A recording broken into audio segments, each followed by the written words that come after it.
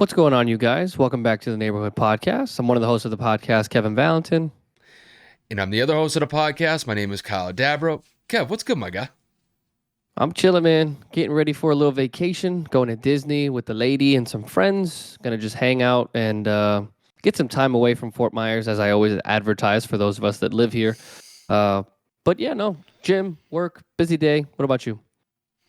Same old, same old. Went to work, got it done, got some food in me, and I'm ready to rock and roll. So I know we got some topics to get to. Got a little NFL, got a little NBA to go over, but I'll let you have the floor from here on the agenda. All right. As Kyle said, got a little bit of mix of both. Obviously, football season is over, but that does not mean that the narratives and storylines of the NFL are anywhere near done. So, first, we're going to go over some looming free agency news. Derek Carr was released from the Raiders to, I believe, either this morning or yesterday, if I'm not mistaken. And the former Vegas Raiders QB is available for any team to pick him up. There are a couple of different teams that Kyle and I believe he would fit best. It's just a matter of where he's going to decide to go and where his talents are going to be best contributed to. Then we're going to talk about the continued segment we've had for the last couple of weeks and some of the NFL teams in terms of top three biggest needs for next season.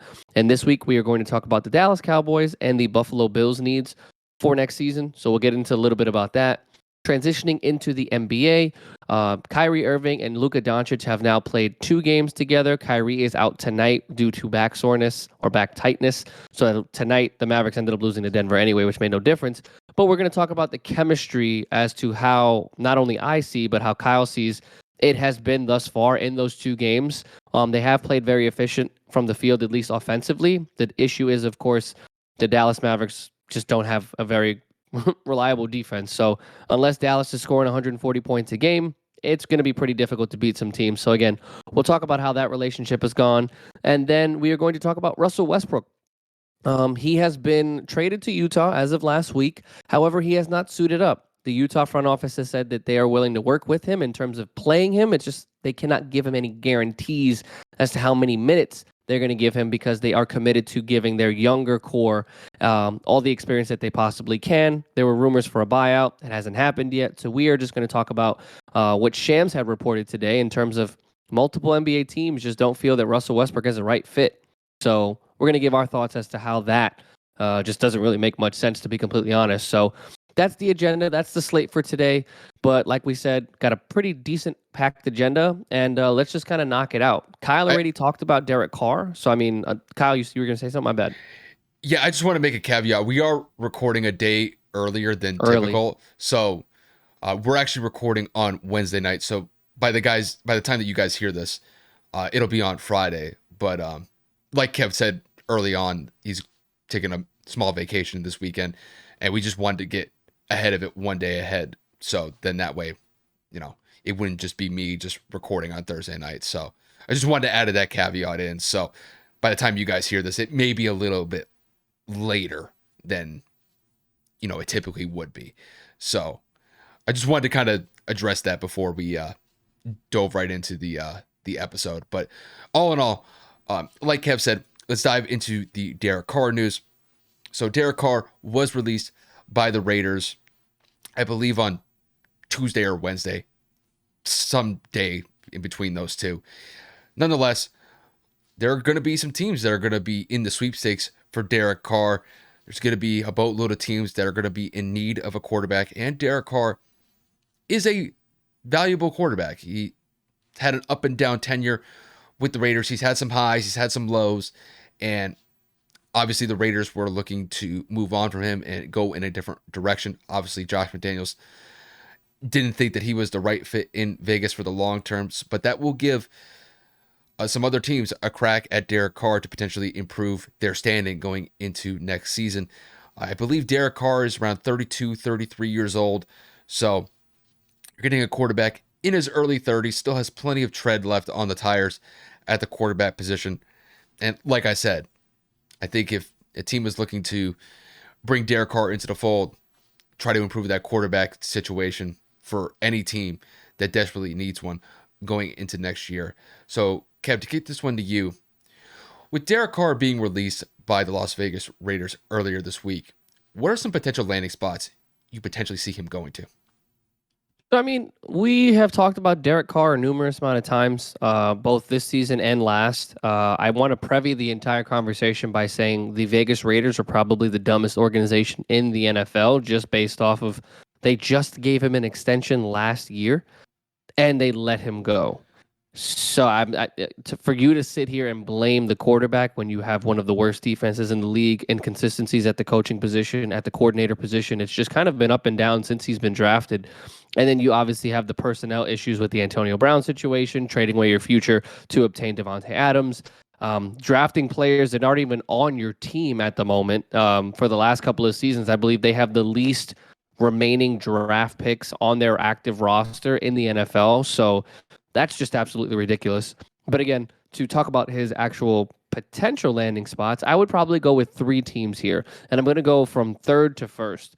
Third, what I believe the New Orleans Saints. I think that he can fix some of those problems in terms of inconsistencies. Obviously, since Drew Brees has retired, they have had three, four quarterbacks. I mean, they've tried with Simeon, they tried with Dalton, they tried with Winston. They even put in of course now I'm going Taysom to Hill. forget this Taysom Hill. There you go, the utility guy that just cannot play quarterback at a consistent clip. And it has not worked.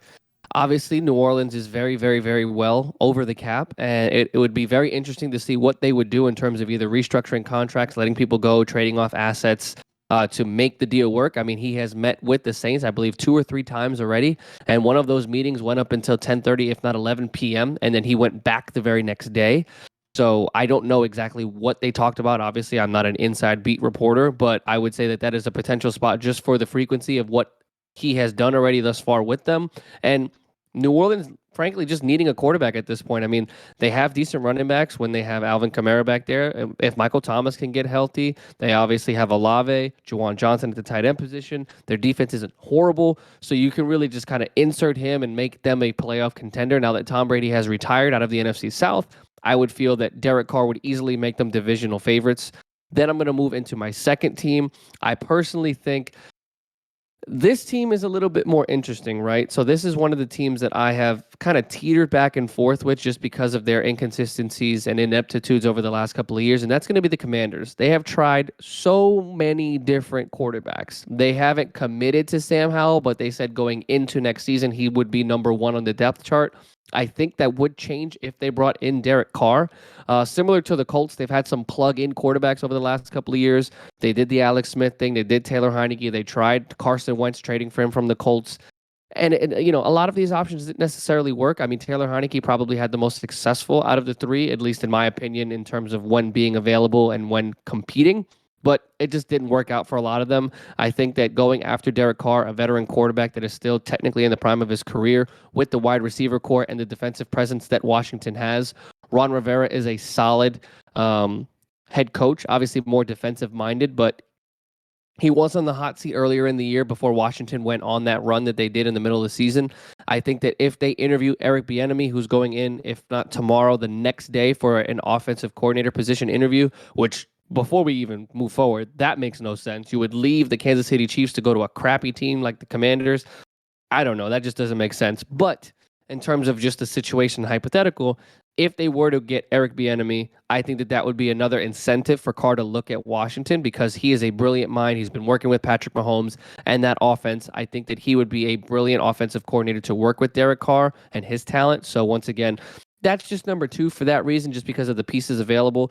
And then number one, everybody's talking about it, the New York Jets. I mean, they're literally a quarterback away from going to an AFC championship, if not better. One of the best defenses in the league. Obviously, Sauce Gardner wins Defensive Rookie of the Year. Garrett Wilson wins Offensive Rookie of the Year. You have the potential when oh my God, of course, now I'm going to forget. Breece Hall comes back from an ACL injury. You have a great head coach in Robert Saleh. Obviously, the AFC East outside of Buffalo is pretty even in terms of what New England and what Miami have been able to do over the last couple of seasons. So I would say that you insert Derek Carr. Again, that makes you an automatic AFC championship, if not Super Bowl contender, in my opinion, because of what they already have. And I just think that the Jets have been desperate for a quarterback. If they pull the trigger and they go after him, I think that he would mesh very well with that team. They're also very, very young, so it's not something that he would have to worry about in that regard. And I think they have a pretty decent amount of cap space as well. So I think Derek Carr fits perfectly for the New York Jets as the number one option for me. Yeah, there's definitely going to be some teams that are going to be looking towards potentially adding Derek Carr to the fold. And Kevin, I do agree with the list that you've provided so far. If anything, I'll probably just add a couple more teams, simply just because when you look at Derek Carr, is he somebody that's a top tier quarterback? No. Typically he throws around 20 to 25 touchdowns a year. The only bad side that comes with Derek Carr is that he does have a tendency to turn the ball over quite frequently. The last 2 years, he has turned the ball over 28 times via interception, 14 in the last 2 seasons, both in 2022 and now 2021. So, you're not getting somebody who's a grade A quarterback, but compared to what some other teams have right now at their quarterback spot, he would definitely be an upgrade.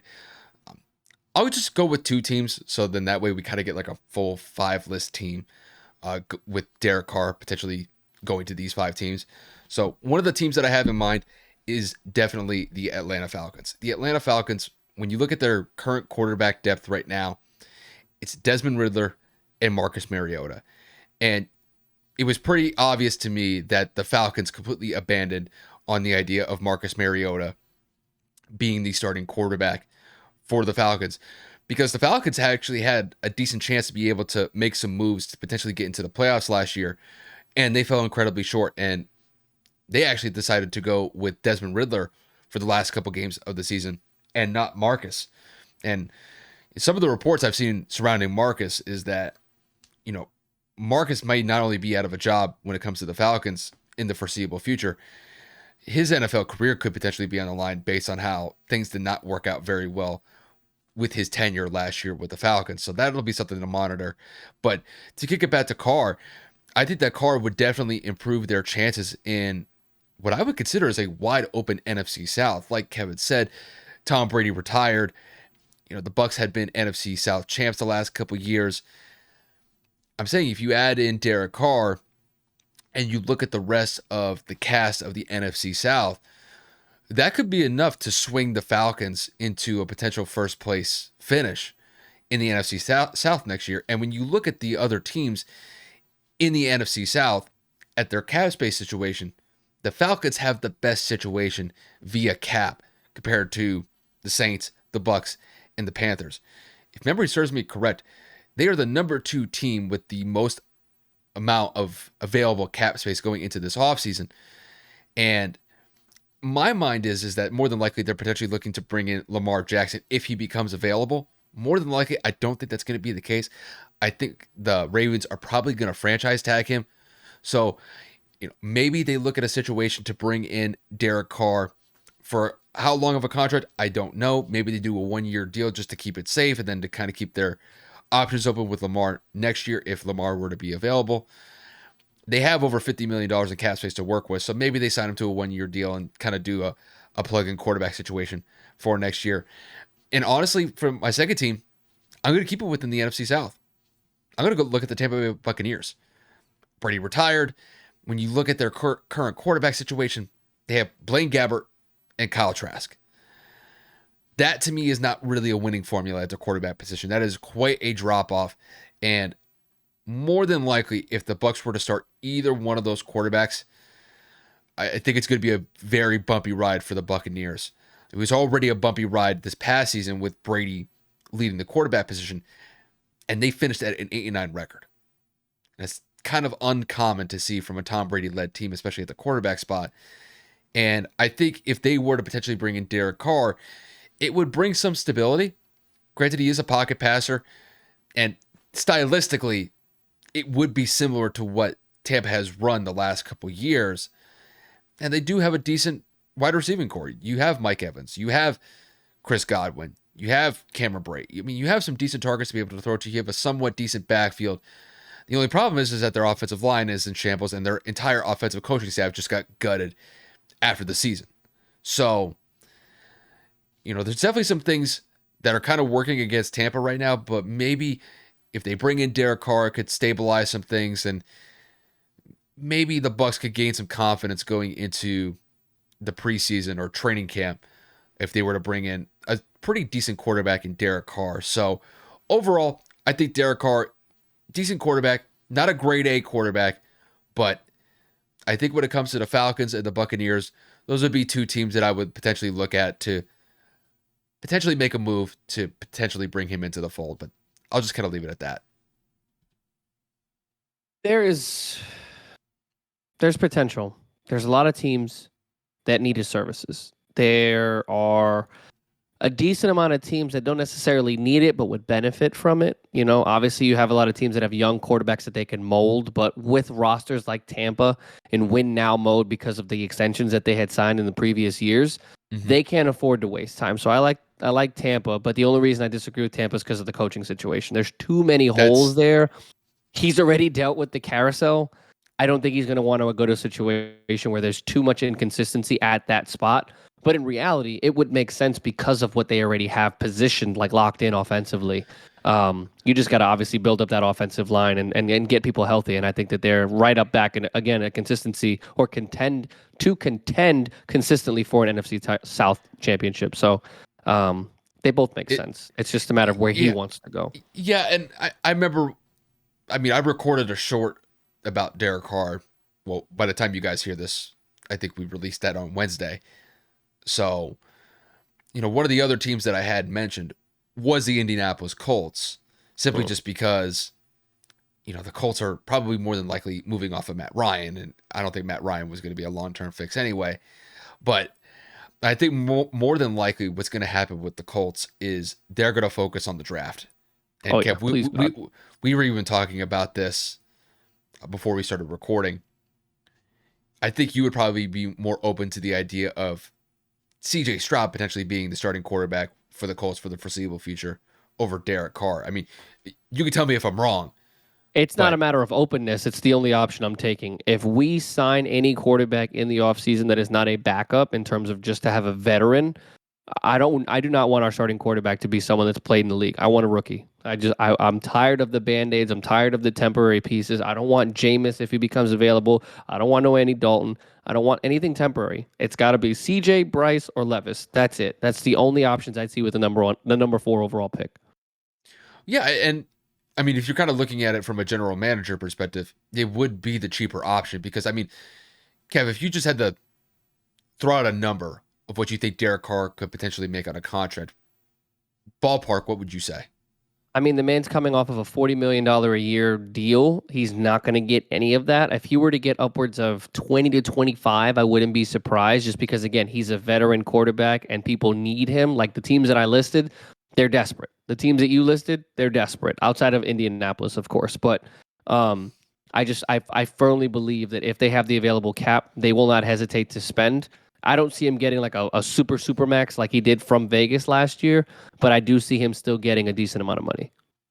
Yeah, it's you know, if the guy's averaging around 25 touchdowns a year, obviously double digit turnovers, he's not going to garner a 35 to 40 million dollar a year contract. No, But would there be a team that could potentially overpay to potentially get to 30? lock him in, maybe New York.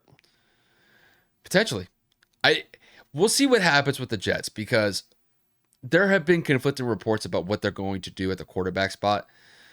I mean, Robert Saleh has even said that they're going to ride this thing out with Zach Wilson and try to see if they can make it work. But Please, Lord, I'm not even a Jets fan. That is just not a good decision, man. He's not it. He wasn't it from eh, the get. Stop it. yeah, here's the thing is, are they going to be able to trust him? Like, it just comes down to confidence, I think, with Zach Wilson. And it just seems the team isn't really confident with him leading the way at that quarterback spot. I mean, I think the team looked better with Mike White at that quarterback position than Zach Wilson. And I tell you what, I think Zach, I'm not saying that he took it personally, but I think he took a little bit of a confidence hit.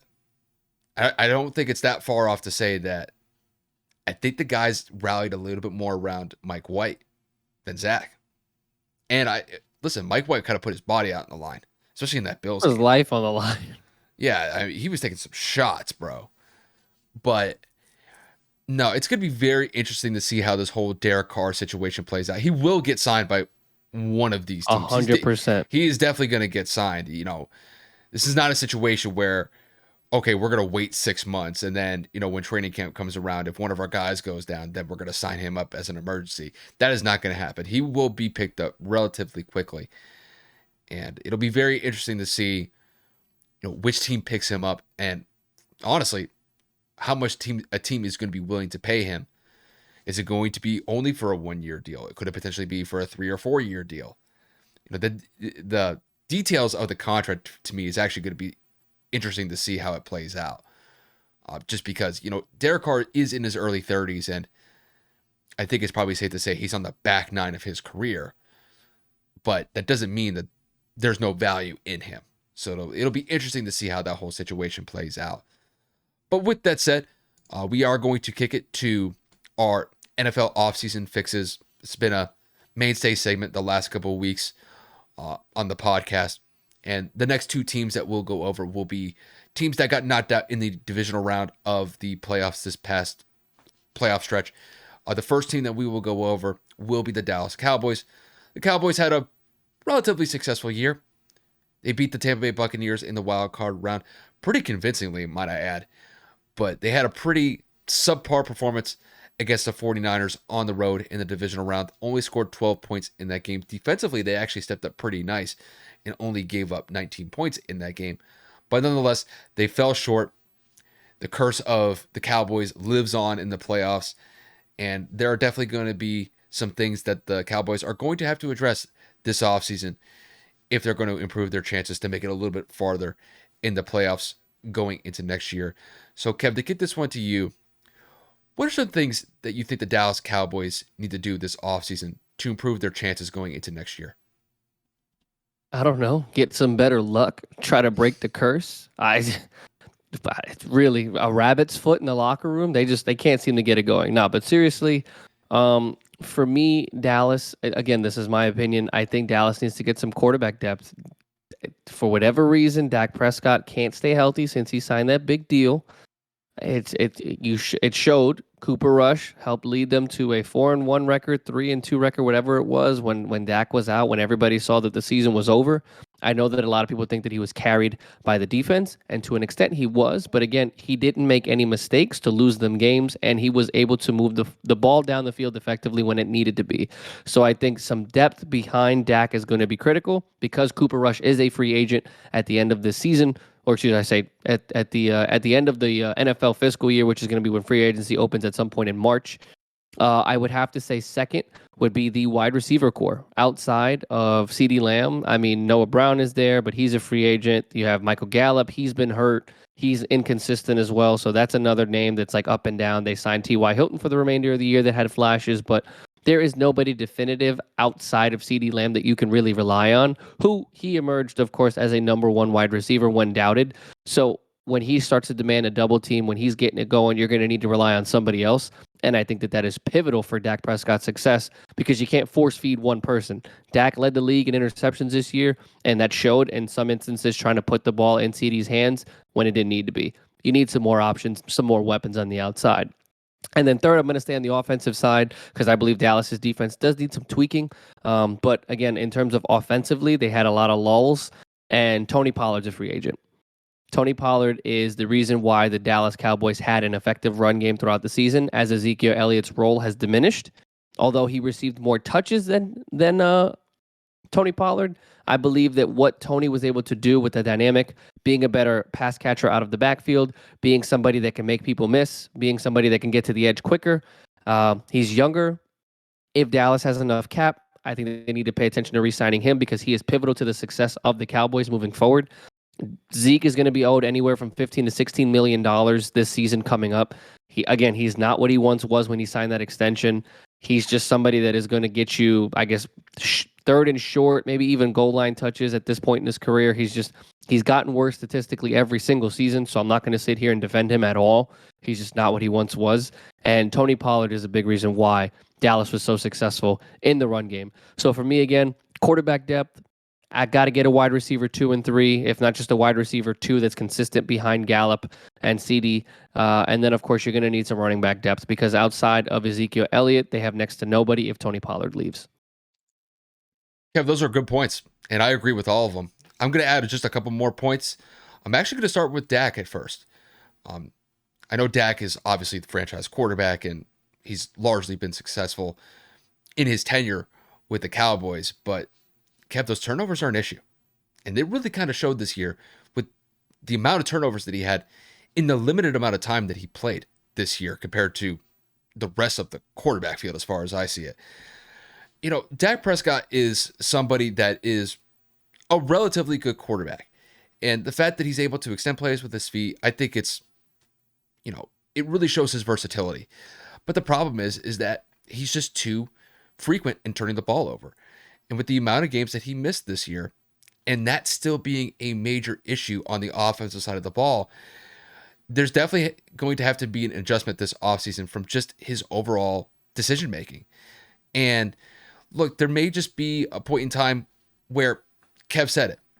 If he doesn't have anybody to throw to outside of CeeDee Lamb and he has to put up some 50-50 balls, and you're throwing to guys like Noah Brown and Michael Gallup, are those the targets that you can rely on to make those 50-50 balls? I don't think that's going to be the case. So maybe this is a situation where maybe he has to take a step back and be a little bit more conservative in just not throwing errant passes. And as far as I see it, Dak has the potential to be a really good quarterback in the NFL. It just, those turnover issues were so prevalent this year. It was kind of unexpected. And you compare that to what Cooper Rush did in the limited time that he was a starter.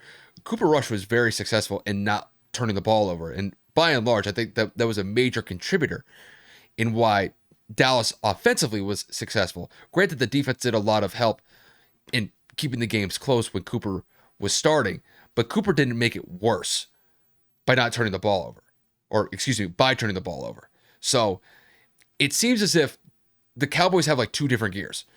When they know that Cooper's playing, the team defensively steps up.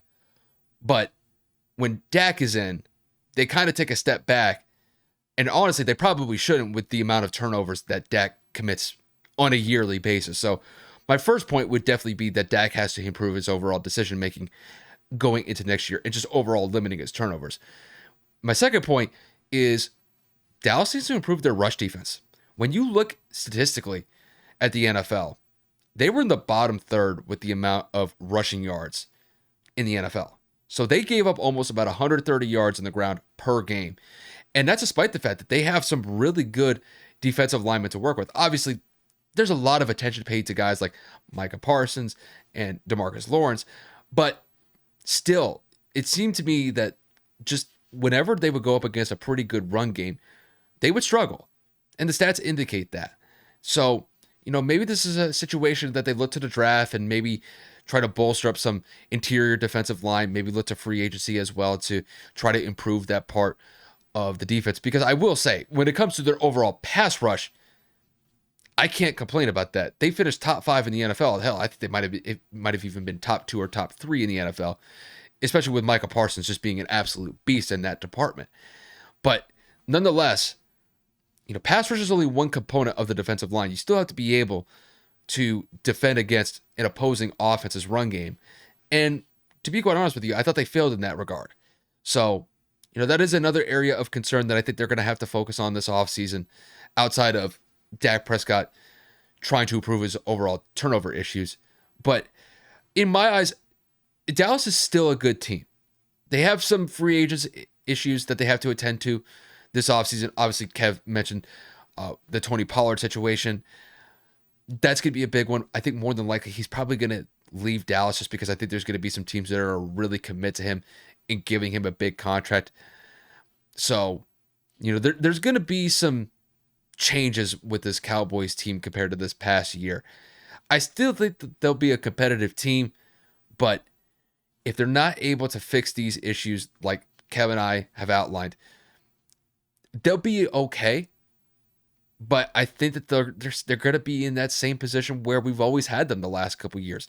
They may win a playoff game here and there, but to a point where they're going to advance to an NFC Championship game, I don't see that happening.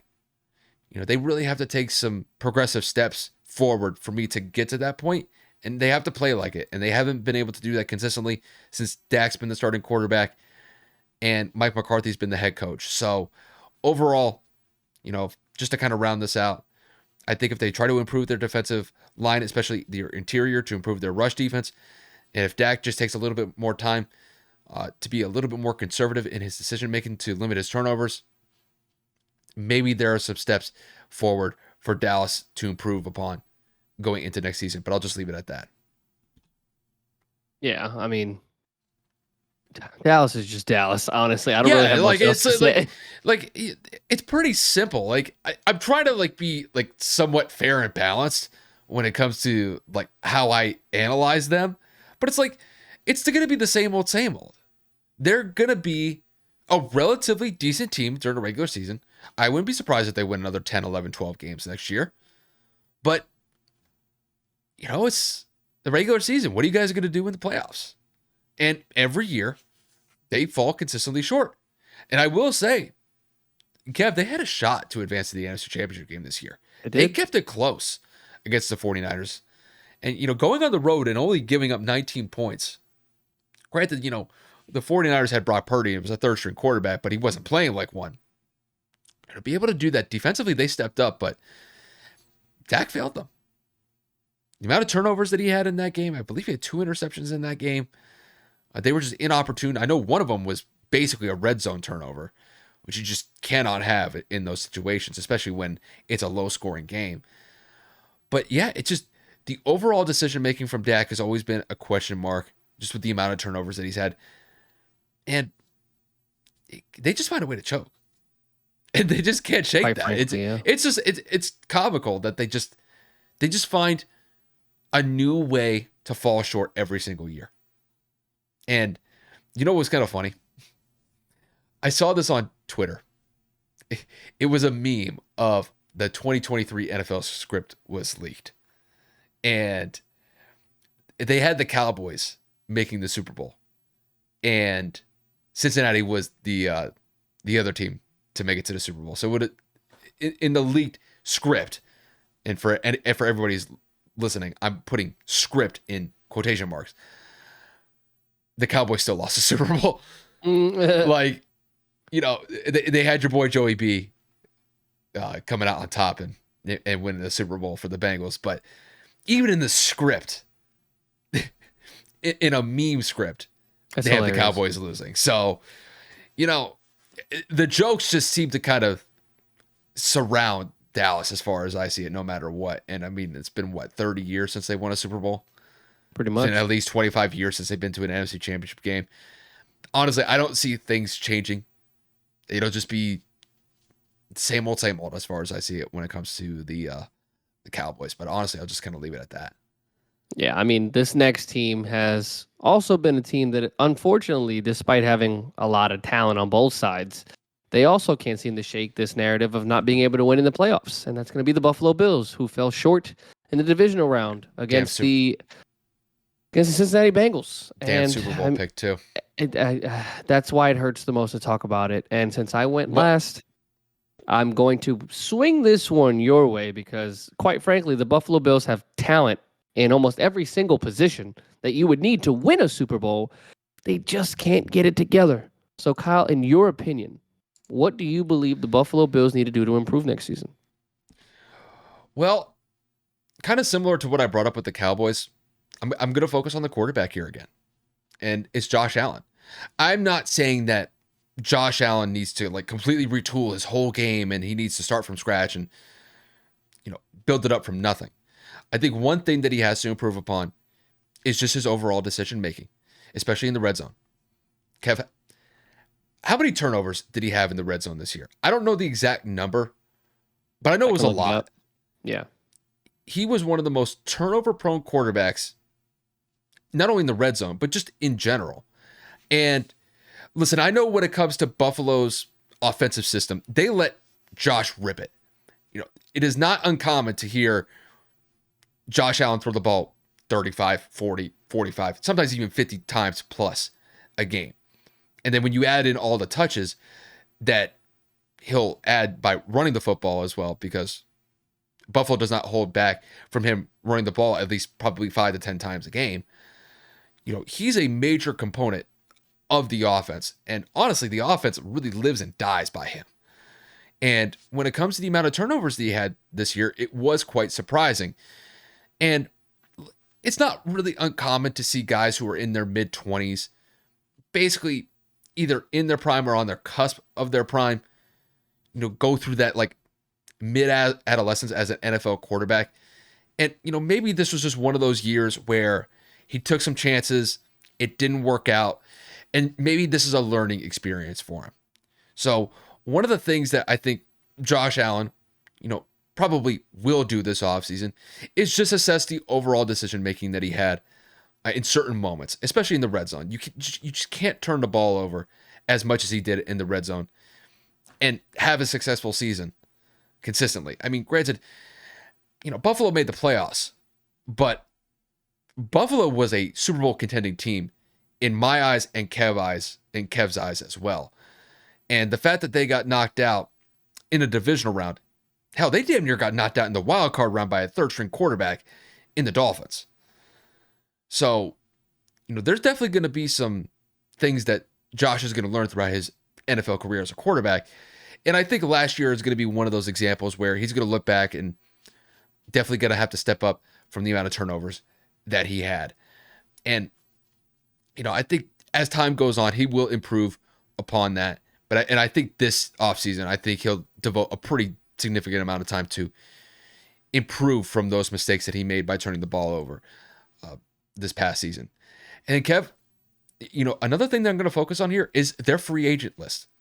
There's a lot of free agents that they're going to have to attend to this offseason. And I'm actually going to go through the list here. I'm going to list some notable players that the Bills are going to have to contend with on whether or not to keep them or let them go. You got Jordan Poyer, huge free safety, one of their biggest defensive players. He's a free agent this offseason.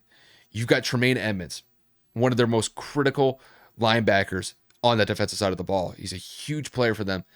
He's a free agent this offseason. And then you look at the rest of the list. You look at some other guys. You could look at Dane Jackson. You could look at Devin Singletary. You could look at Jamison Crowder. I mean, there's some decent guys to list here. Jordan Phillips. Case Keenum's their backup. I'm just saying, like, when it comes to their free agent list, they're going to have to make some decisions on these guys. And based on where Buffalo's cap space is right now, granted, we are in February and things are, subject to change, especially if guys start adjusting their contracts, if they start restructuring their contracts. But, Buffalo's going to be faced with some interesting free agent choices this offseason. And look, maybe some guys are going to hit the open market and test to see what they can get in return in a contract negotiation with some other teams.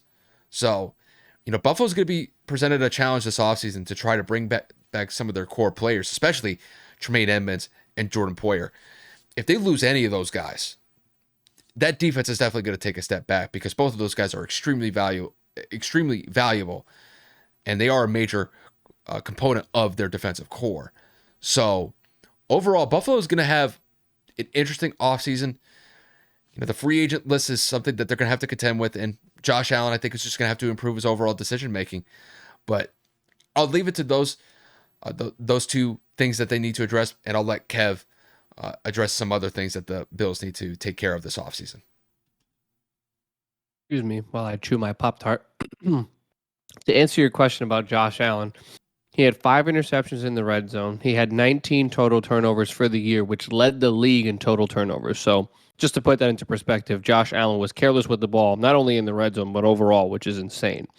So in terms of what I believe the Buffalo Bills need to do, it's got to be the offensive line.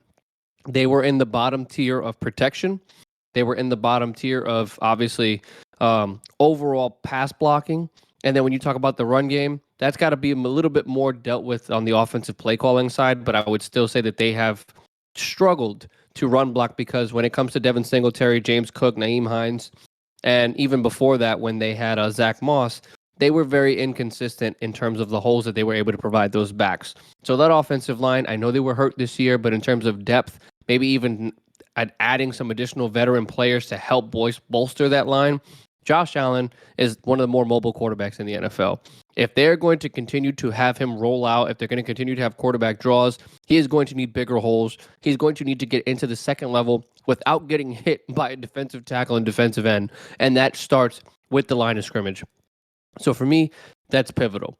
Second for me has got to be the offensive play calling. I was just talking about that a second ago. Josh Allen does not need to run the ball 12 to 15 times a game, and your running backs in your backfield on your bench don't need to have a combined total of 15 attempts. When it comes to Josh Allen, you need him to survive. You need his arm more than you need his legs. Yes, being a dual threat quarterback is critical and important, but when it comes to longevity, you're not going to have Josh Allen for many more years if you let him continue to take these hits. So when it comes to play calling, I know that Brian Dable went to New York. I know Ken Dorsey is now the offensive coordinator. You have to realize moving forward, if you want him to make it to the end of the year, if you want him to make it consistently into the playoffs and hopefully make it to an AFC championship or a Super Bowl, you're going to have to protect him, yes, with the offensive line, but you're going to have to keep him upright from play calling alone. Hand the ball off. Let Singletary, let Cook, let Hines do what they need to do because they are the running backs.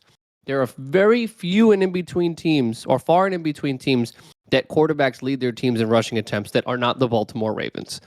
So until you keep him safe and have him get into a rhythm in passing, you're going to continue to struggle. And then finally, we just talked about offense.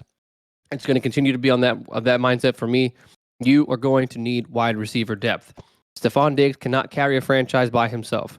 Gabriel Davis, to me, although he had a career year, is not a consistent enough number two. Everybody fell in love with him in the AFC divisional round against the Chiefs last year when he had 3 touchdowns and over 100 or over 200 yards. But outside of that, he has games where he shows up. He has games where he disappears. You're going to need somebody outside of Gabriel Davis, or maybe even someone to replace Gabriel Davis as that number 2 definitive wide receiver. Yes, they have Dawson Knox. Yes, they have Isaiah McKinney. Yes, they have Nyheim Hines. But Josh Allen needs additional weapons. If he continues to have those weapons, I feel like they will run the ball less with him and continue to have him sit into the pocket. Am I telling him not to rush the ball? Absolutely not. That's what makes him Josh Allen. You got to minimize the hits. You got to minimize the opportunities for him to get injured. So adding more talent outside, I feel will make him more comfortable, and that will make defenses have to man up or drop it into zone, and that's going to leave a lot of holes in the middle of the field. That's going to leave a lot of opportunities for the offensive line to push that line of scrimmage because so many people are dropping back into coverage, which makes it easier for the running backs to do what they need to do and, of course, create play action for Josh. So, again, overall, got to be offensive line, got to be play calling, and it's definitely got to be wide receiver depth for me. Yeah, and look, when it comes to the Bills, like, the Bills are one of the best teams in the NFL. And I think, well, I know I've said it. I don't know if Kev has said it. I've always viewed them as one of the best well-rounded teams on paper. Agreed. In the NFL. Offensively, they're one of the top offenses in the league. And defensively, you could say the same thing. But when it comes to situations, especially in the playoffs, they have fallen short. You looked at 2 years ago. Well, it's not even 2 years ago. It was not this past season, but last year. Defense gave up a game-tying field goal to the Chiefs in 13 seconds. And then this year, you look at the divisional game against the Bengals. And mind you, this was a home game. And it was snowing. So, I mean, I'll take that into account. Bengals crushed them in that game. The Bengals single-handedly dominated. Of the word. Like, offensive, like line of scrimmage, like the Bengals bullied them. Offensively, they just couldn't get into a rhythm. And it was a major disappointment as far as I see it with how the Bills season ended this past year. Because Kevin and I had them as our Super Bowl pick. I mean, we had a Bills, Rams Super Bowl? Yeah. That was our initial pick. I mean, the Rams, they were a dumpster fire this past year. But worst team to ever bounce back from a Super Bowl. I think they had the least amount of wins in NFL history following a Super Bowl. Yeah, which is not in a category you really want to be in. It's not a record you want to hold. But overall, this was something that I mentioned earlier. And, maybe it was the fact that that Micah Hyde was hurt the entire year. Maybe he was like a lot of injuries all year. Yeah, maybe he was that one guy that, just wasn't out there to provide like a spark. Because I mean, look, Buffalo's always been a good team consistently for the last couple of years. But missing one of those integral pieces on the defensive side of the ball, especially on the defensive side where those guys are always gritty type players, maybe that really hurt them, especially in their secondary, especially when you lose essentially one of the really like the player type coordinators on the field to coordinate the defense appropriately. Maybe that really did hurt them. And he's not afraid to chirp back at other opposing offensive players. And I think, maybe just Neither not of having their him. safeties are. Yeah, and maybe not having him in the fold, set them back a little bit. But overall, I'm still of the mindset that the Bills are a really good team. It's just, when you look to some other teams in the AFC, it seems to me the Bengals are ahead of them. The Chiefs are ahead of them. The Chiefs just won a Super Bowl. And the Bills seem to kind of be in that third position. And to me, they're going to have to prove it to, I don't know, beat one of those teams consistently. In an actual playoff situation. In the regular season, they could probably do that. They have a very good chance to either knock off the Bengals or the Chiefs in a regular season format. But in a playoff format, they've lost to both the Chiefs and the Bengals. The Chiefs was kind of a heartbreaking one for them. And the Bengals, just like we said, dominated them. So, is that going to get in their head? To where psychologically, we can't beat these guys. Maybe. But you never know. But as far as I see it, they are the third best team in the AFC behind the Bengals and the Chiefs. So we'll see what they do this offseason. It'll be very interesting to see how they address their free agent issues and whether or not that they could also address some of the things that Kevin and I laid out. But we'll leave it at that. Kev, I do have to bring up something. We're going to transition to our NBA segments to just kind of kick it off. Bro, Mikal Bridges dropped 45 points. I know he's a new member of the Nets. Homeboy dropped 45 points. She said, yo, why y'all doubting me? I'm going to be the new number one. Hey, Kev, do you mind if I go over the stat line with you? I proceed. That is incredible news. Shit, that's a big-ass game. 45, 8, and 5. Wow. He had 2 steals, 2 blocks, 17 of 24 from the field, and 4 of 6 behind the three-point line. The boy was efficient. I tell you what, I mean, I know they got rid of Kyrie and KD. It's not a bad option if Mikal Bridges dropping 45 points for you, though. I wouldn't be mad. He's not known for offense. He's good for 15 points or so, maybe, like career-wise. I don't necessarily know the exact numbers. And again, he's known more for his two-way play, but 45 is nice. That's a career high. I should mention that as well. So 45 points, you're only 5 away from 50. Like, at that point, yeah, you miss a couple shots or a couple free throws, you're right there at the 50 burger. So, who knows? I mean, maybe he always kind of had that in him, but he always had to play second, or he had to really kind of play third or fourth fiddle behind Devin Booker, Chris Paul, and DeAndre Ayton. Yeah. So, maybe this gives him a chance to kind of literally spread his wings. He spread his wings and really kind of show the world what he's capable of. I mean, I've always seen Mikal Bridges as a pretty good player. Facts. I never saw 45 points though. Like, no, I wasn't expecting that. But no, above average role player. Yeah, when you were going over the addresses or the fixes that the Bills need to attend to this offseason, I was just scrolling through just to kind of see what's going on in the NBA. And one of the first tweets that came up was Mikal Bridges dropping 45 points. I'm like, okay, it'd probably be nice to mention that. And also, by the way, LeBron is playing tonight. He did. He is playing tonight. Oh, wow. So, no. I guess that foot's not that bad. I think it's probably something that he's going to just have to roll through. The Lakers got to get on some sort of hot streak here, and they're definitely going to need him. And also, D'Angelo Russell hit the floor tonight in his debut with the Lakers. Second stint, but I thought he played last game. Might have. Yeah, I'm pretty sure his he first played home last game. game. This might have been his first home game. Yeah. I think it's first home game because I was like, I'm pretty sure I saw him on the court. Yeah, I'll take that back. First home game.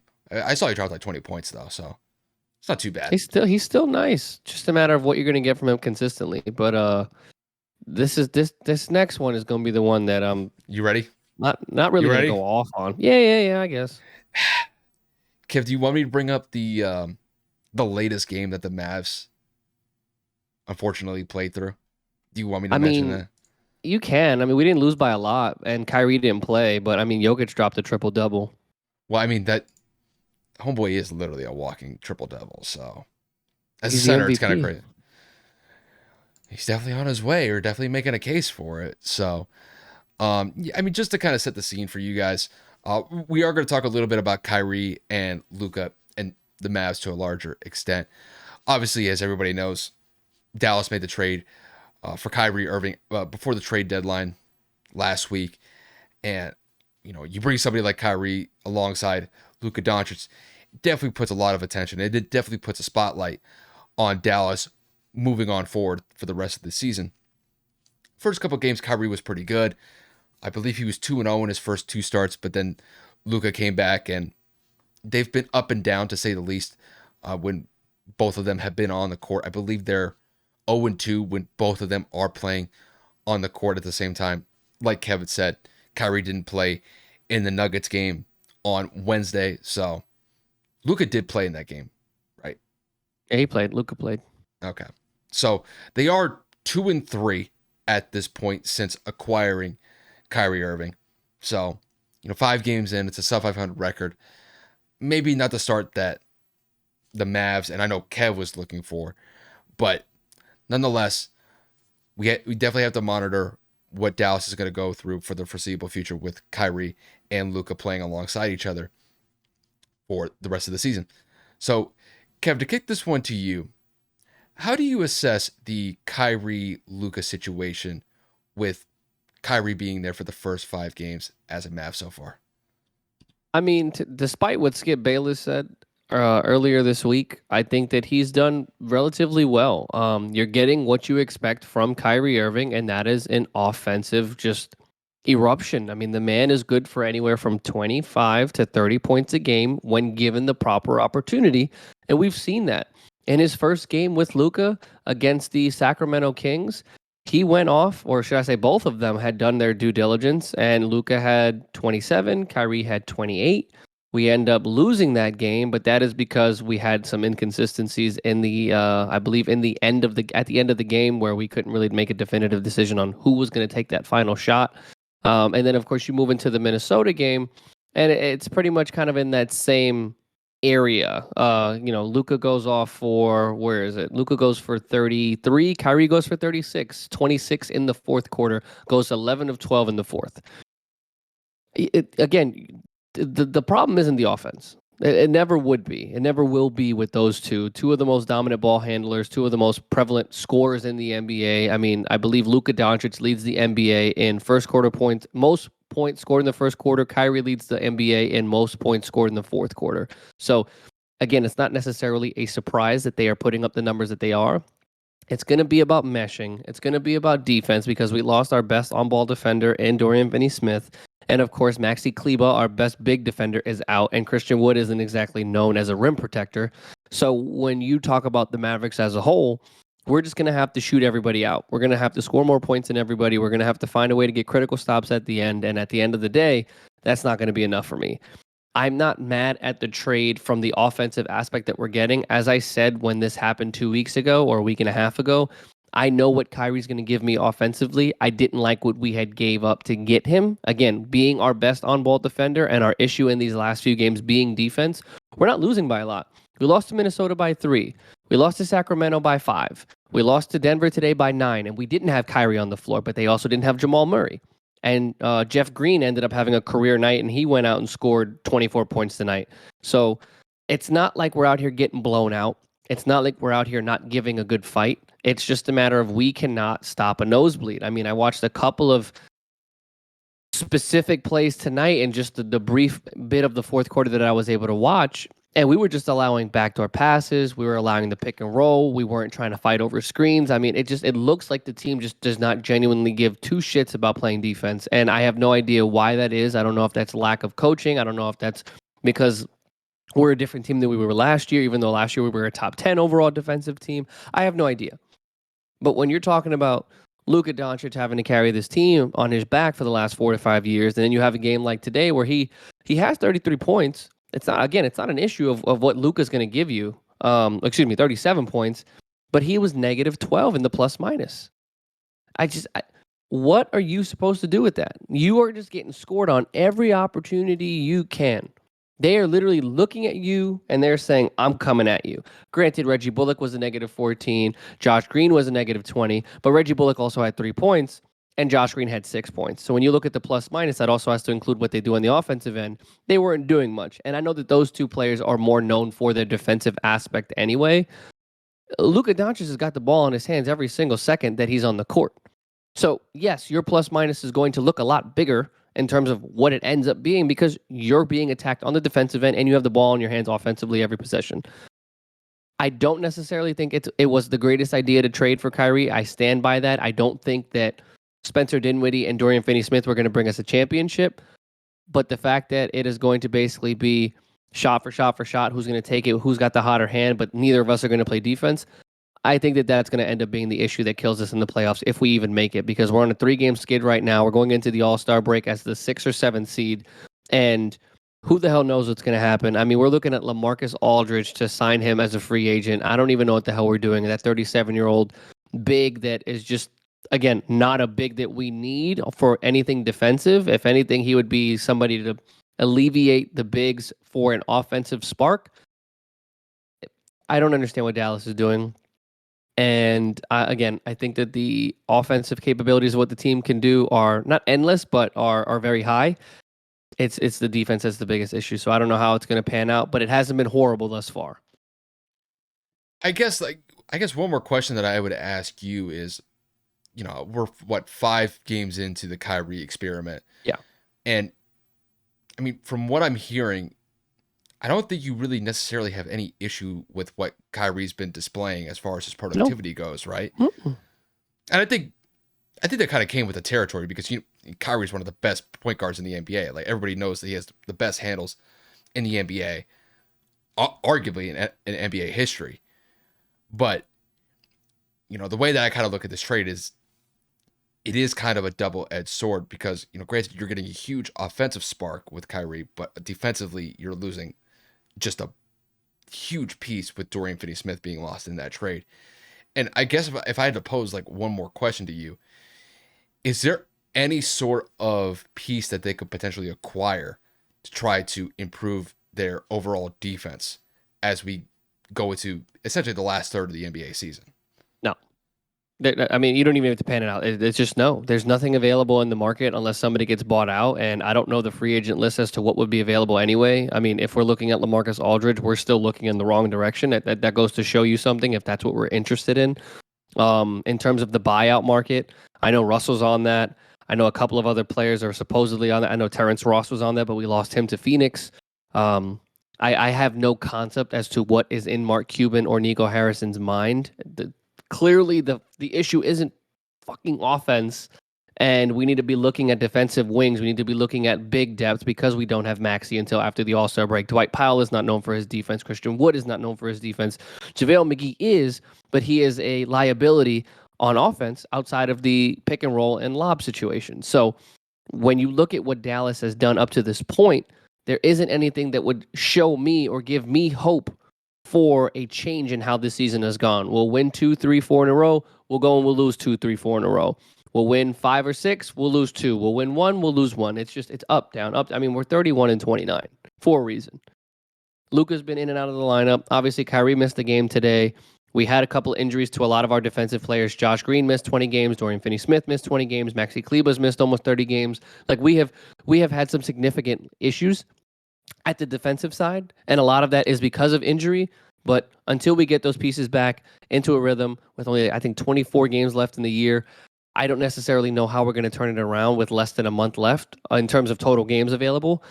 So, yeah, Dallas has got to do something to figure it out.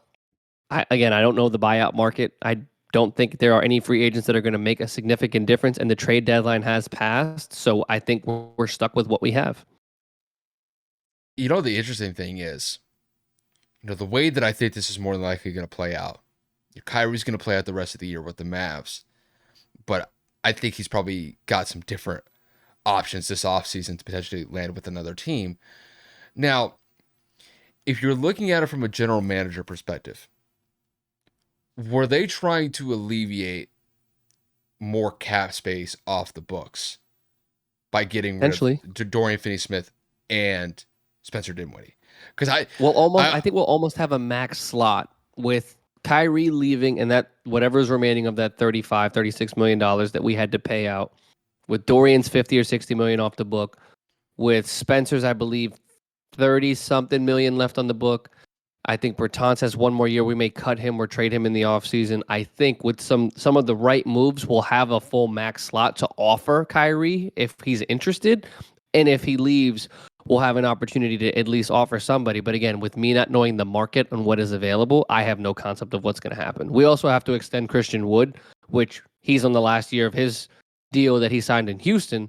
So I have no concept of, again, what they're thinking. I'm pretty much at a loss for words at this point, to be honest with you. Well, if you want me to, I can look up the current list of notable free agents that are going to be available this offseason. I don't want to drag this out to just be about Luka and Dallas. I honestly, again, with there only being less than 30 games left for us, there's nothing we're going to be able to do unless we go on some magical run. That happens. It happens every year in the NBA. There's always a team that makes a run. It's just a matter of I don't believe that whatever is left in terms of scraps, because that's essentially what it is, I don't think any of those pieces are going to make any differences. I mean, Kev, I'm looking at the list right here for this upcoming offseason. Even if, like, let's say, for example, if Kyrie were to leave this offseason and it potentially opens up a max slot for you guys to potentially look at somebody this offseason, there's nobody here. There's nobody here really in this free agent list that I think that you would even be enticed by. The notable pieces include Russell Westbrook, Chris Middleton, James That's Harden. impossible.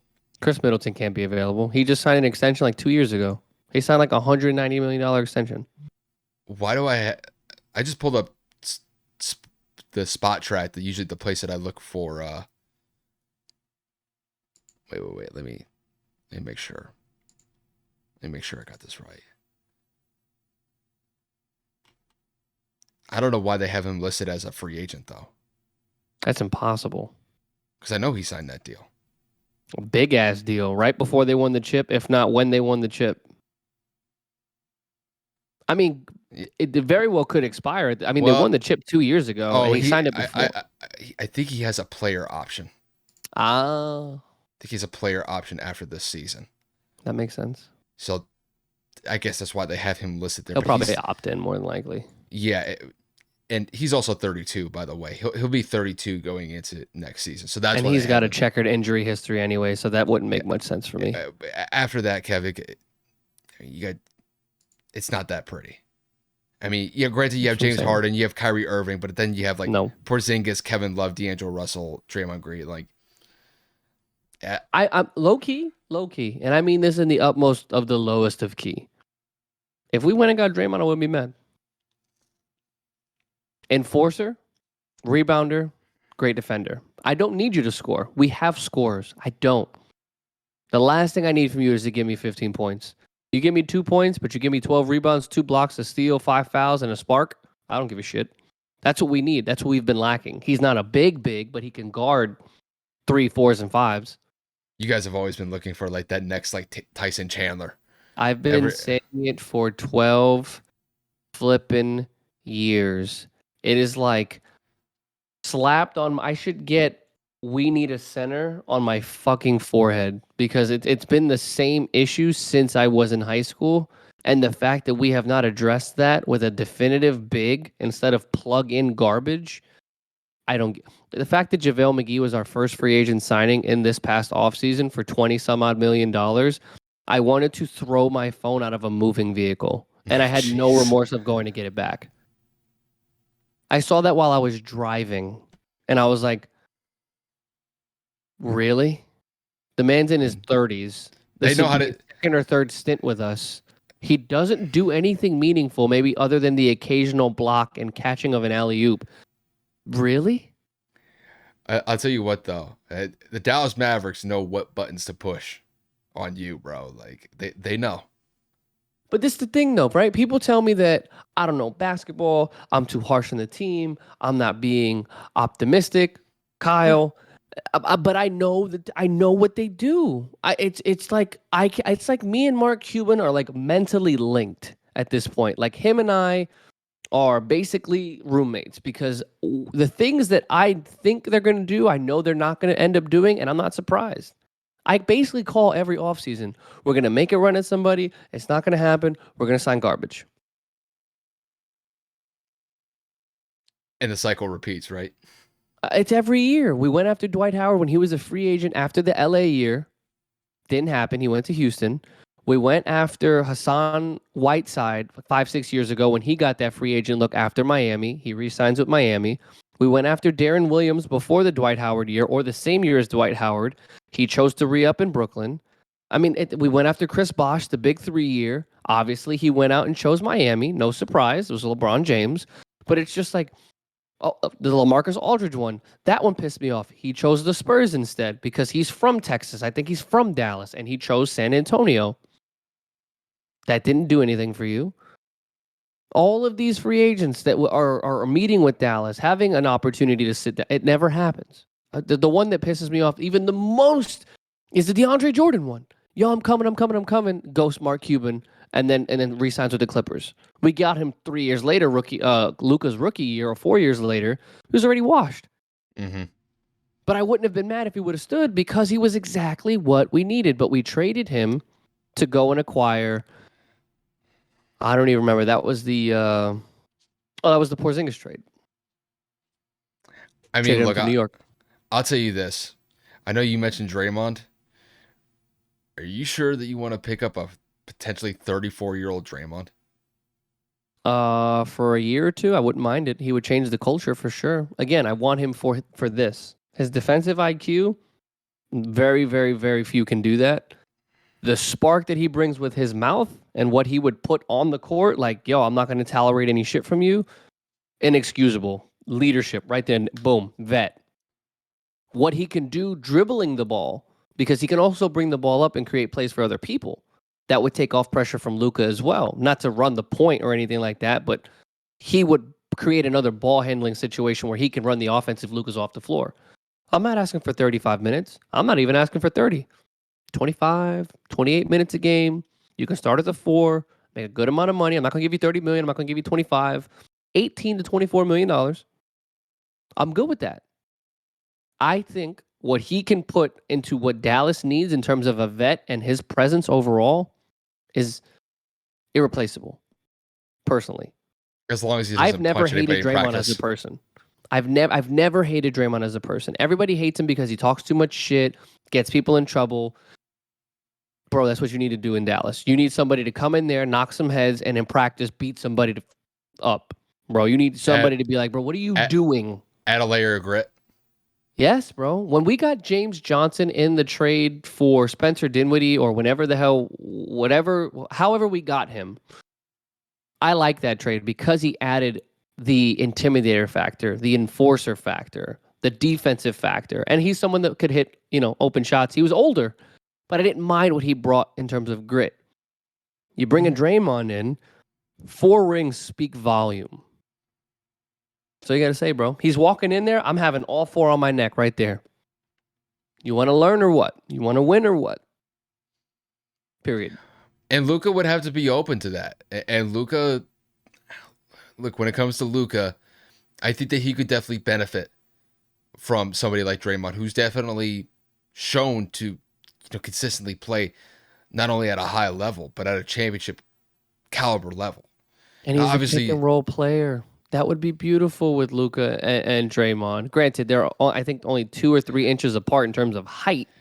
But the biggest thing for me would be, is there going to be that clash between him and Luka potentially? I'm just saying hypothetically, if if Draymond were to even go to Dallas. Right. There's no guarantee This that is that's all actually going to hypothetical, happen. guys, and there's no rumors or indications that it was going to happen or that it's going to happen in the offseason. I mean, for all we know, he can end up going back to Golden State. We have no idea. Hell, you could go to like the Lakers or the Clippers or something like that. I mean, So there's always been the idea of him being linked to LA for some reason, but it's neither here nor there. I it do would want to be hop off this topic it'd though. be interesting though. It would be It interesting would be. nonetheless. Again, this is another example of the neighborhood podcast tangents. Thank you for coming. This is what we would run This an was ad. this was Right? your team This is though, a bro. warning. Like this is your team.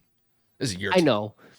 And as much as I love to talk about them, it's just they just get under my skin so much, and it just I can't deal with it as much as I would like to. But again, neither here nor there. We do have one more segment to get to before we close this out, and that is we got to talk about Russ and the situation that he's in. At one point this season, he was a favorite for sixth man of the year. He was traded last week at the deadline to Utah. As I stated in our opening conversations, Utah's front office has stated that they would love to have him. They would like to play him, but in terms of guaranteed minutes, they can't give that to him. They are committed to playing their younger players and having them develop as opposed to having a 30-plus-year-old running back, wow, point guard run their offense and take away minutes from the younger players. So, Kyle, as somebody who had him on your team, what are your thoughts on what the NBA looks to be doing to Russell Westbrook? Kev, I'm not going to get any satisfaction by saying this, but I'm just going to try to paint a picture that coincides with reality here. I think Russell Westbrook's NBA career is pretty much coming to an end. And when it comes to Russell Westbrook, look, we're talking about probably the most athletic point guard I've ever seen. Now, is he the best point guard I've ever seen? No. But just from a pure athleticism perspective, the amount of force that he would bring was unlike anything that I had seen. Maybe Derrick Rose was similar in nature, but when Derrick Rose blew out his knees, he was never the same. And even despite that, Russell had some knee injuries as well. Just the amount of power that he would bring driving down the lane and just the overall ferocity that he would bring to the rim on some of those dunks back in the day. It really was a sight to behold, especially when he was running and gunning with Kevin Durant. But I think at this point, I don't think we're going to see too much of Russell Westbrook from here on out. You know, maybe that there's a possibility that he could play for a playoff team this upcoming playoff run if a team needs an emergency pickup and they look to Russell for his services to come off the bench. But I think Russell is on a very similar track to what Carmelo Anthony was faced with a couple years back. There were a couple years where everybody knew that Carmelo should probably be on an NBA team, but a lot of NBA teams had moved on from the possibility of bringing him on. And then he came back, played with the Portland Trail Blazers, played with the Los Angeles Lakers, had some decent moments here and there, but it was nothing like what he was doing back when he was a member of the Denver Nuggets and the New York Knicks during his heyday. And honestly, Russell Westbrook's in that situation as well. Obviously, you know, with him going to be bought out eventually by the Utah Jazz, more than likely they're going to move off of him. It's just a matter of when, because it doesn't serve Utah's interest to carry on that contract as far as I see it. But overall, you know, I just don't really see Russell getting a lot of use from here on out. I think at this point, you know, like I said, I think maybe if a team needs an emergency pickup, they could look at him. But I think there's going to be a very real chance that if we go into this offseason and Russell's not getting any calls, it may be a while before we see Russell Westbrook back in the NBA. And that's despite the fact that, like Kev said in the lead up, he was one of the best players that the Lakers had coming off of the bench. But the Lakers were always looking to move off from him because they just weren't willing to stick with that contract. And no wonder. I mean, Russell Westbrook was getting paid upwards of $40 to $45 million a year, if not damn $50 million. And with the diminishing returns that he was providing, you know, albeit he is 34 years old, this isn't like 24, 25-year-old Russell Westbrook anymore. not a lot of teams are going to be really excited to bring a guy like that into the fold, especially when you know that his skill set is just not there compared to where it used to be. So, yeah, it's a little bit of a pessimistic view on Russell Westbrook here, but I think it really kind of goes along with what I see in reality. And to be quite honest with you, I think when we're looking at Russell Westbrook, I think his career is pretty much over. I mean, maybe he might have a little stint here and there, but I think this is pretty much it for him. Especially if Shams is basically saying that there's really no place for him to go if Utah decides to buy him out, which I think is more than likely going to happen fairly soon because they're basically deciding to go with just their younger core of players, and I don't blame them. So it's kind of an unfortunate situation for Russ, excuse me, but I think that's just where things stand. Honestly, I think it's just as simple as that. I mean, I'm not going to go as far as saying that I think he'll be out of the league. I think that Shams may be speaking a little bit prematurely just because we don't know the status of the buyout. We do know that at the trade deadline, when they let him go to Utah, that there were two teams that were particularly interested if he hit the buyout market, and that were the Miami Heat and the LA Clippers. Both teams are poised to be in the playoff run for the remainder of the season, unless, barring any major injuries to their star players. I think Russell Westbrook would fit fairly well, specifically in the Clippers organization. And the only reason why is because Reggie Jackson got traded and he got bought out, and now he's a member of the Nuggets. And then John Wall got traded back to Houston, and he's about to be bought out again by Houston, which is hysterical in and of itself because I believe in the last 2 years alone, I think John Wall's made over $50 million just from Houston buying him out. And this will be the second time he's bought out. So again, it's hilarious that that's how it worked out. But I think they need a point guard. And I think that with him being familiar and comfortable with coming off of the bench now, he's well past that point of just being a starter. I think that would be the best situation for him to come into that second unit and help lead that unit for when Kawhi and PG are off the floor. We know that Terrence Mann has emerged as a decent offensive player as well. And they have a couple of other players like Norman Powell and some other people. But if he were to kind of lead that unit, I think that would elevate the Clippers' level of play because for whatever reason, John Wall just hasn't been the same since all the injuries, the COVID year, and all the different things he's been through. So that didn't work out when they signed him this offseason. And for whatever reason, Russell is just, I believe, still a faster player, a more athletic player, and somebody who has shown in stretches that he can still carry an offense, at least the second unit offense, because he was in the running for Sixth Man of the Year. He still has gas in the tank. I would agree to an extent about the Carmelo thing. Carmelo was blackballed. We still don't know why. We don't understand if people thought he was washed. We don't understand if it was because he struggled in his last couple of teams before he went to Portland. But we all know that Russell can still hoop. We all know that Russell can still jump out of the gym. We all know that he has great court vision. He's one of the best passing point guards that we've seen in some time as well. Mr. Triple-Double. He can give you 15, 5, and 5, and not a lot of backups can do that at a consistent clip like Russell would be able to do. I think his issue is his attitude and mentality.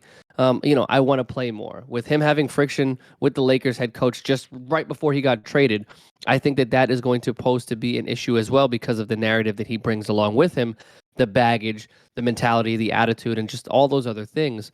I don't think people want to bring him on because they already have their set squads and they don't want him to ruin the chemistry. They always joke about that clip where LeBron James and Devin Ham or what's their head coach's name? I keep forgetting. Darvin Ham. Darvin Ham. I keep forgetting Devin and Darvin.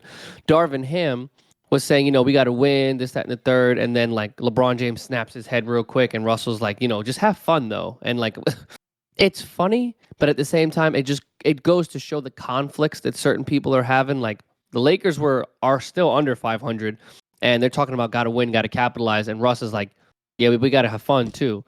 We're talking about professional sports here. Yes, it's supposed to be fun, but this is a job that you get paid to do, and what you get paid to do is win. If you're having fun and losing by 15, I don't think you're doing your job correctly. So correct me if I'm wrong. Fun is included because you're playing a game for a career. But in reality, if you're not winning, I don't necessarily know if fun is going to be equivalated with losing. So to each his own. I'll end it with this. We know that Russell Westbrook can still play basketball. At a high level, no. At an average level, I would say no. I think he's kind of still in that teetering where he can give you a good, like I said, 15 to 20 points off the bench on any given night if given the right opportunity in the right situation.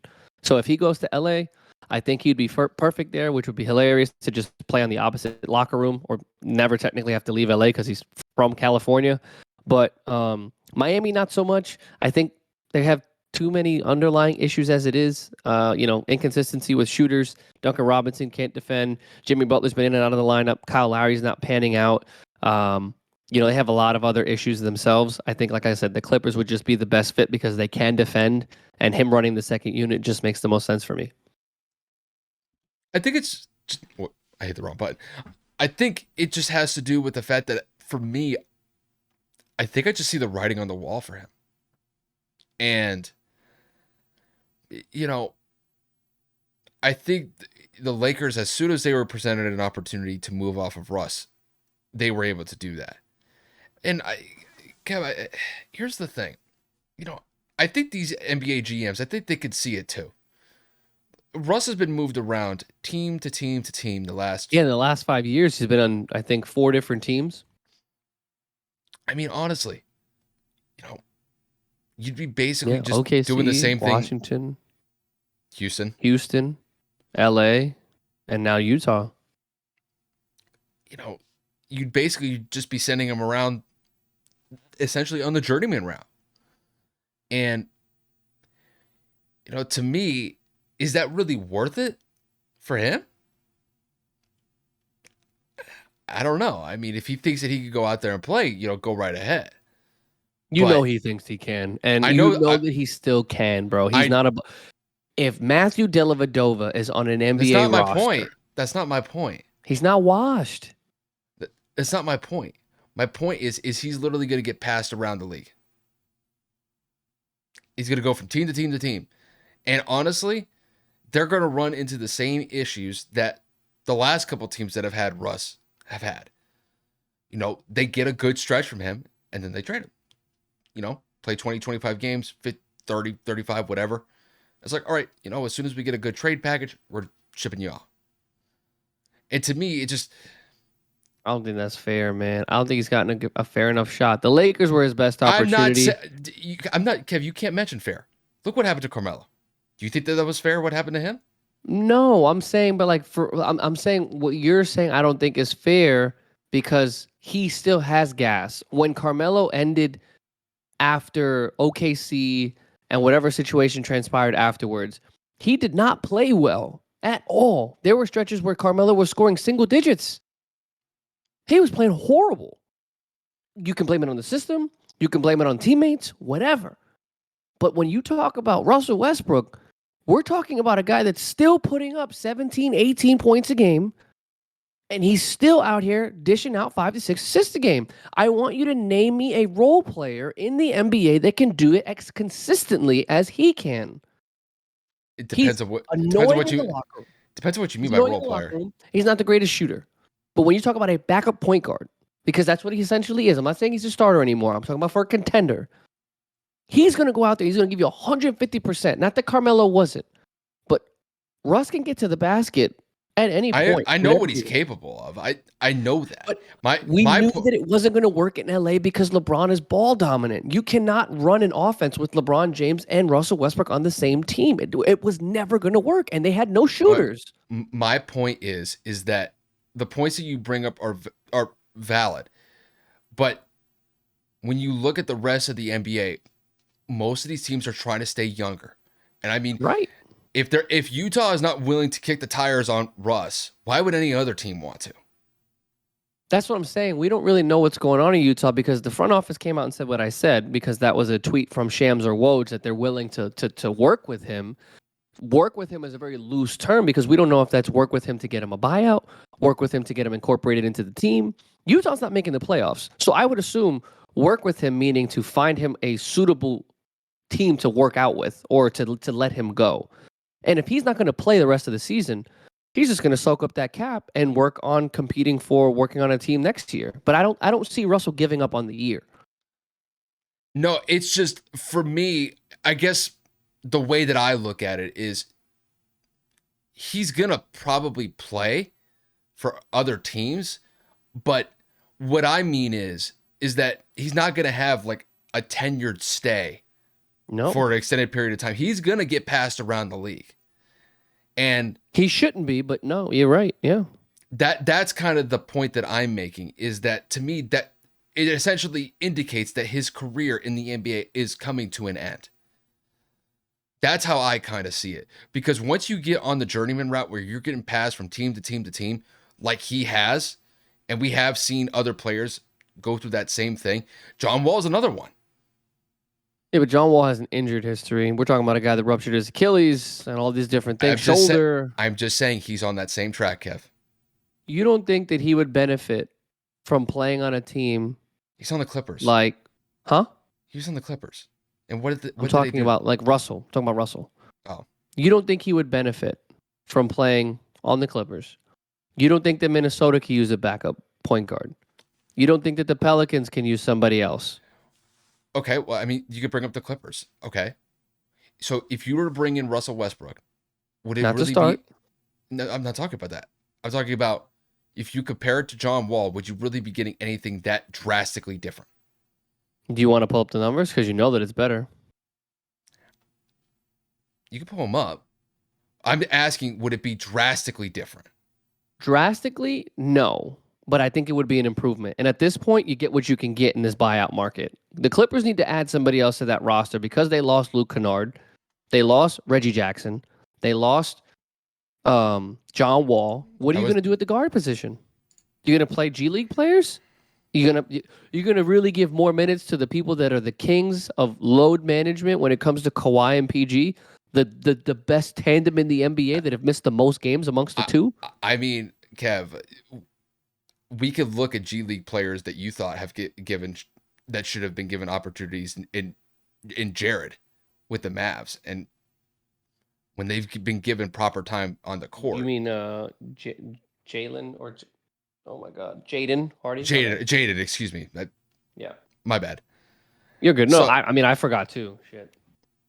But no, it's just for me when I see Russell Westbrook, it's just I don't really see it as like this viable pathway for the rest of his career. It's literally just getting passed around from team to team to team. To me, that's disrespectful. Dude, we're talking. Come on, man. Look at these numbers, man. John Wall's averaging 11 points per game. Westbrook's averaging 16. Westbrook's averaging 6 rebounds a game. John's averaging 2. John's averaging 5 assists per game. Russell's averaging 7.5. That is contributing numbers, bro. John Wall hasn't played in damn near 2 weeks. And the entire season, Kev, we were trying to move off of Russ. Didn't matter. That is your fault for trading for him. That is Rob Pelinka's problem. That has nothing to do with the Lakers organization. You wanted to inherit a $45 million a year contract. That's on you. Fair enough. But my point is... But that has nothing to do with Russell Westbrook, because if he would have been in another situation where he could have manned the ball or had a definitive role as opposed to last season in and out of the starting lineup and then being put on the bench and then resisting and then playing with Braun and then Braun was hurt and then AD was hurt, what did you want to do? You forced his hand. Braun decided to nix the DeRozan trade or the DeRozan signing and went after Russell Westbrook. If anything, this is LeBron James's fault. Russell Westbrook is still putting up numbers. We've known that he's not a shooter. So him shooting 29% from the three-point line, not a shocker. He's not there to shoot threes. Him shooting 41% from the field, he's not the most efficient scorer. He's not there to do that. He's there to lead a unit, pass the ball, rebound, and on the occasional side, defend. He's averaging a steal a game this season. That's better than John Wall. Again, I'm just saying, for the sake of what we were talking about right now, Russell Westbrook at his age is a better and viable option, or more viable option, than John Wall. Period. That's fine. But I'm not looking at anything long-term for Russ. It's not about long-term. We're talking about just for the remainder of the season. Whatever happens superseding this season, he's going to probably more than likely play 1-year deals or 2-year deals at most. But with him being, how old is this man? 34 years old, turning 35 in November. Mm-hmm. There's not much left to give. But as long as you're putting up these numbers, I think that he can play on the bench for a contending team if he's willing to take a severe big pay cut, because he'll never get what he's getting right now ever again. Or you go back to OKC and close out the rest of your career and you back up Shy. Are you sure that you think that he's going to do that? Does he have a choice? It depends on his mentality. I guarantee you Russell Westbrook loves basketball enough to say, I will. I know he knows he's not getting 50 million a year again, 40 million a year. He knows he's not even Oh, I going to know crack 30 that. ever again. I know that. But If I'm is he Russell, gonna and make that I don't know is his he gonna make mindset. that is he gonna make that adjustment? I don't know, but I don't know his mindset. What I'm saying is, for Russell, for the remainder of his career, he'd be smart to sign a 2-year deal with a contender. Now, I don't know who that would be. I don't understand or have any idea of where he wants to be. I'm not saying any of that.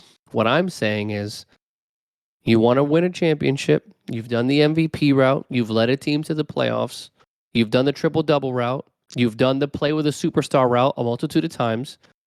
Now it's time to ring chase. You got the bag. You got the super contract from OKC 5 years ago. You've made your money. You're signed with Jordan. You need to compete for a championship. I don't see Russell going to I don't know what's a bad team in the NBA. I literally just got rid of the standings, but Well, I'm Houston. not. Houston's a I bad don't see one. him going back to Houston. That's what I'm. You know what I'm saying? Like he's not going to go ruin. He's not going to go to the Spurs. That's all I'm saying. He has enough left in the tank to compete for the next 2 years. I think. Yeah, it's just for me. I think the way that I see it is that I think Russ is going to go down that similar path that Carmelo went, and it I understand where you're coming from in what he can bring. Guess what? When Carmelo wasn't playing in the league, we all knew what he was capable of, but Hell it yeah, didn't. that man give you 15 points if he needs to. But but I think Russ is going to go through a similar type of experience. I'm not saying Right. that he's going to get blackballed. It's just that I don't think teams are going to be willing to take the risk with him. This year, I'll give you this year maybe, and I even said like you need a guy to pick up emergency for a playoff run. Maybe you look to Russ, but after this year, I just don't think teams are going to be willing to take the chance unless it's on like I think you said earlier, like on a vet minimum contract. But I don't know if Russ is going to settle for that. I don't know. I'm not. We'll see what happens. We can't speak for his mentality. All I can speak for is the fact that I believe that Russell Westbrook can contribute to a competitor at this moment in time. What happens next And, year is irrelevant because I have no clue what the hell is in his mind. that's true. But for next year, Shit, he may even hang it up for all we know. maybe. But not to say that he needs to or that he should. I don't think he's gonna hang it up after this year. I don't think he's gonna retire after this year. But I think after this year, even though that he could contribute, I just don't think that teams are going to be as, I think they're not going to risk it with him. I think unless it's like on a really small contract, that'd be it. So, and it'd be like 1 year deal. That honestly, a 1-year prove it deal or a 2-year deal with a team option or something like that. But exactly, yeah. neither here nor there, guys. We have talked quite a bit, especially in the NBA topics in terms of in elongated depth. I think we'll end it on that note. It is late, and by the time you guys hear this, it'll be Friday. So hopefully you guys have an incredible weekend. Obviously, we'll be back on Sunday to discuss a lot more. I mean, pitchers and catchers have reported for baseball. So spring training starts next week officially in terms of spring ball. So we'll kind of talk a little bit about that, maybe kind of get into some MLB narratives and things of that nature. All-Star weekend for the NBA is approaching, also for the NHL. So we have so much to talk about. And, obviously a little bit of time, never enough time in the day. So with that being said, Kyle, do you want to bring us on home? Yeah, sure. Once again, always appreciate you guys tuning in and supporting the podcast, whether it's listening to us on the audio platforms or watching us on YouTube. We definitely appreciate the support. Like Kev said, baseball's around the corner. NBA is basically gearing up for the All-Star weekend, and pretty much, just be kind of status quo from here on out. So just to kind of expect that type of content from here on out. Expect some NFL content kind of sprinkled throughout the weeks ahead. Obviously, we'll have the free agency period coming up, and then the draft in April. So, we're definitely going to stay busy, and we hope that you guys go along for the ride with us. So, with that said, you guys, thank you guys for tuning in, and we will see you guys next week.